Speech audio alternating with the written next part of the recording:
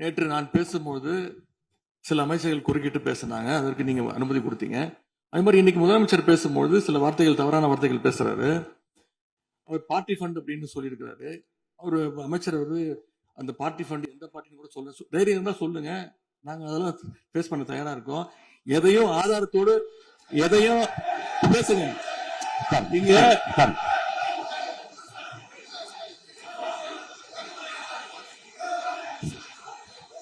அது மாதிரி பேரவைத் தலைவர் அவர்களே, நேற்று நான் பேசி முடிஞ்சோடனே நீங்க அவை முடிஞ்சிருச்சுன்னு சொல்லிட்டீங்க.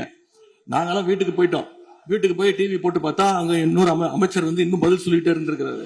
அதற்கெல்லாம் நாங்க இப்ப என்ன பதில் இது, என்ன மரபு இது? நீங்க இப்ப பேசிக்கிட்டே இருப்பீங்களா? நாங்க பாத்துக்கிட்டே இருக்கணுமா? அதே மாதிரி இன்னைக்கு முதலமைச்சர் அவர்கள் பேசும்போது நாங்களும் அமைதியா கேட்டுட்டு தான் இருந்தோம். ஆனா சில கருத்துக்கள் அவர் பேசும்போது அதை நாங்க அனுமதிக்க முடியாது. ஆதாரத்தோடு ஏதாவது பேசணும்னா, குற்றச்சாட்டுகள் சொல்லும் போது ஆதாரத்தோடு சொன்னீங்கன்னா அதை நாங்க ப்ரூவ் பண்றதுக்கு தயாராக இருக்கு.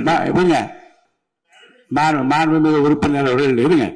நேற்று மாண்புமிகு எதிர்க்கட்சி தலைவர்கள் பேசியதும் மாண்புமிகு பொதுப்பணித் தலைவர்கள் பேசியதும் ஆதாரம் இல்லாமல் பேசக்கூடாது என்று நான் சொன்னேன்.